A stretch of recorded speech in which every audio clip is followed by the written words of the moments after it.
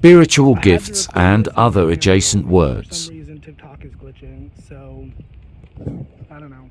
But can I talk about spiritual gifts for 2 seconds? Because, like, it's on my mind. I was talking about ego in the last video, and I kind of veered off into spiritual gifts for a second, so.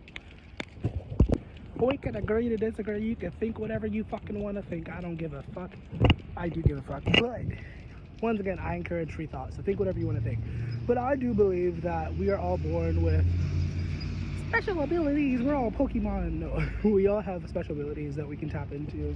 And I personally believe that when you do not tap into these abilities, you end up feeling very depressed. You end up feeling like you have no purpose in life, you know? And I feel like it's really easy when you're in that energy of being disconnected from your abilities. It's really easy to kind of think to yourself that, well, it must be something else. It's not because I'm just not aligned with my spirit. It's because of external forces. It's because the world is crazy. It's because X, Y, and Z.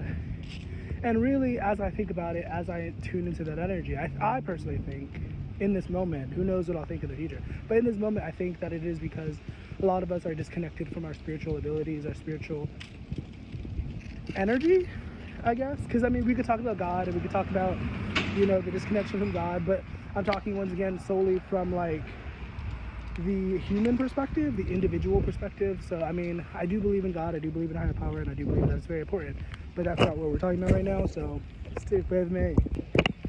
And I don't know, I guess if we were to add God into the mix, I think also there's that thing that happens where people abuse their spiritual abilities, and that could also lead to negative consequences, negative feelings, negative outcomes.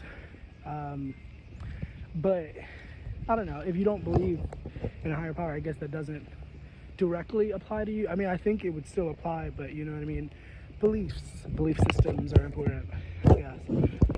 And I think that's one of the issues with modern day spirituality. I love me some philosophy. I love thinking and asking why or what if or whatever, you know what I mean?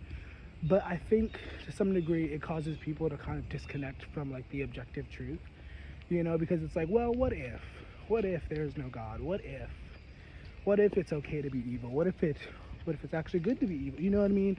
These are the sorts of questions people ask themselves to kind of justify not so kosher behaviors, you know? So one thing, I love philosophy, but I think it goes a little bit too far sometimes. Like, I think people take it too far. They say it like that. But yeah, and this isn't to say that you won't experience depression, that you won't experience conflict or struggle when you are aligned with your gifts, with a higher power, whatever. But it is to say that you will be better equipped to handle these things, to handle these moments, you know, because either way, you'll have to experience it. It's just a matter of whether or not you have the correct tools to deal with it properly and efficiently. You know what I mean?